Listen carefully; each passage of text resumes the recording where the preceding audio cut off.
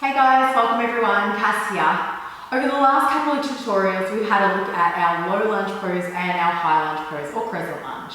So today what I wanted to do is take a look at a twist in these poses. Just a really easy twist, we're not going to go super fancy with it, just a simple twist so that you can really understand the foundation of twisting through the torso. Okay, so when you're ready, come over into downward facing dog and we'll move forward into our low lunge position. So take your time. Find downward facing dog. And then when you're ready, you're going to take an inhale to raise the right leg up, and on the exhale, you're going to step that right foot in between the hands, bringing the back knee down to the floor and preparing for your low lunge. So let's just bring the hands up onto the front thigh to start with, and we'll look at the foundation of our low lunge pose because the bottom half of the body is going to stay exactly the same as we twist, okay?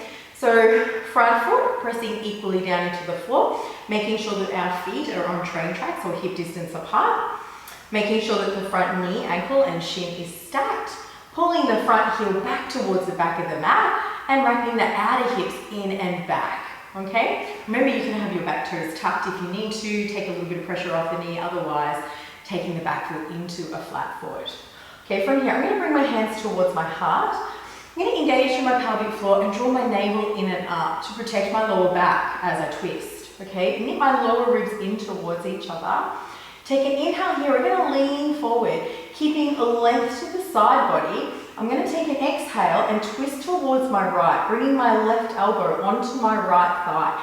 Think about spiraling my left rib cage over towards my right side, but without moving through my pelvis, okay? So I bring my left elbow onto my right thigh. And then from here, I press that left elbow down in towards my legs as I broaden through the collarbones and start to twist maybe a little bit further towards my right side.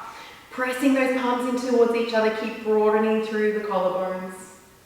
And then take a nice big inhale, come back to the middle.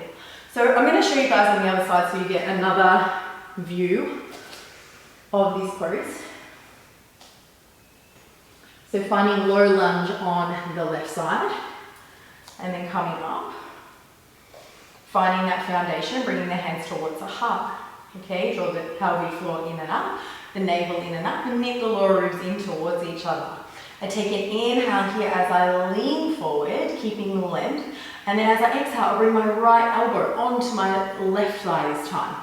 Okay, so rather than sinking down, this is something that can often sort of go wrong in this pose is we sink down into this front leg. So rather than doing that, I'm going to press my elbow into that leg, create space, and then twist further to my left. Thinking about my right rib cage coming over to my left side this time.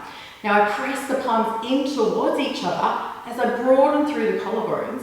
Fingertips maybe facing forward. Maybe sometimes you need to have the fingertips facing up. This is okay. But otherwise work towards fingertips facing forward. Keep broadening through the collarbones. Keep pressing down into that elbow and keep pressing the palms towards each other. Okay, I'll take an inhale, come back to the center.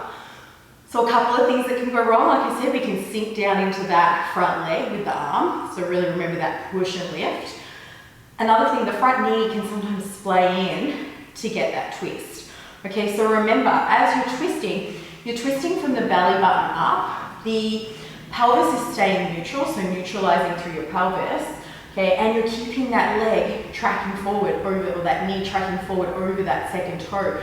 So you really want to have that grounding down of the front foot and that pulling back of the heel so that we stay engaged through this hamstring, this quad, wrapping our outer hip in and back. Okay, so those couple of things be really aware of. And also that sort of sassy hip. Okay, so as the knee falls in and the hip pushes out to the side, you want to keep that wrapping in and back so that we don't find that sassy hip and butt action happening. Okay, from here, you can come back to the middle.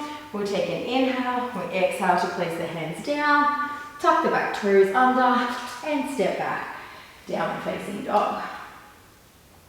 Okay, and then from here, you can give this a go in your high lunge pose.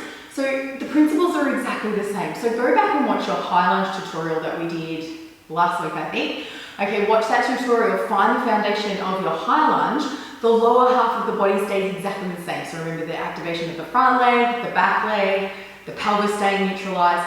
and then that twist coming from the belly button up as you slowly revolve to one side. Okay, so give it a go in both low lunge and high lunge. Let me know if you have any questions, and I will see you guys soon. Bye.